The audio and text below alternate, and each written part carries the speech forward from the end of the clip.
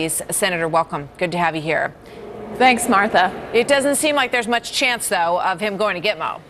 Well, unfortunately, no, because what we've seen is a pattern with this administration. We had terrorists that are affiliated with Al-Qaeda, Warsami, al-Libi, Abu Ghaith, all of which were either put on a ship or brought directly to New York instead of taking the full time to be interrogated. We lose valuable intelligence when we don't bring them to Gitmo to conduct a lengthy, full interrogation. And we need to know what Abu Khatallah knows. He's a globally designated terrorist leader by this administration, part of a foreign terrorist organization associated with Al-Qaeda. So what does he know about the attack on our consulate?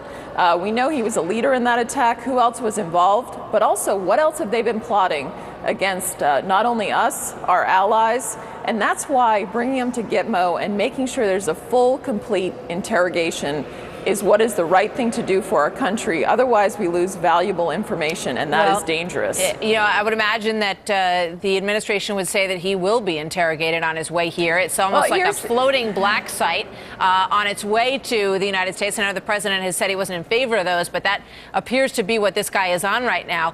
And they also claim that they've been more successful at prosecuting terrorists in the U.S. court system than getting the ball rolling at Gitmo.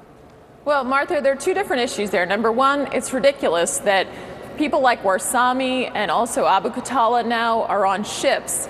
That's a temporary facility. They weren't intended for an interrogation, and that's why Gitmo, to be able to bring someone there to do a full, lengthy interrogation as long as we need to find out what they know. Then after the full interrogation is done, he can be prosecuted either in the military system or in the civilian system.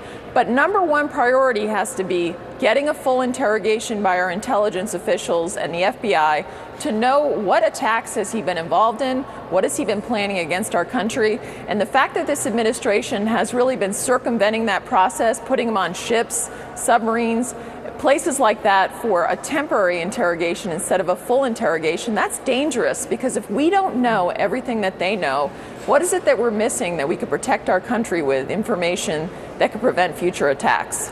I wanted you to listen with us and the viewers at home to this sound from Rear Admiral Kirby, and he's referring to the suggestion that this suspect was in plain sight and had talked to reporters. Listen to this. The presumption in the question is that, you know, he was going to McDonald's for milkshakes every Friday night, and we could have just picked him up in a taxi cab. I mean, these people deliberately try to evade capture. He said it wasn't easy to find this guy.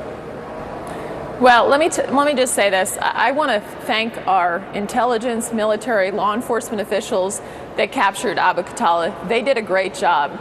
But the reality is he was giving interviews with people like CNN, the New York Times, full detailed interviews where he's in a cafe having coffee, and it took a long time for us to actually pick him up. I'm so glad for our professionals and what they did in getting him and capturing him. Now we need to fully interrogate him to make sure we know everything he knows about the attacks on our consulate and also any other attacks that Ansar al-Sharia, the Al-Qaeda affiliates, have been planning that he's a leader of. Very important. I think everybody should agree on that. Thank you very much, Kelly. Good to see you, Senator. Martha.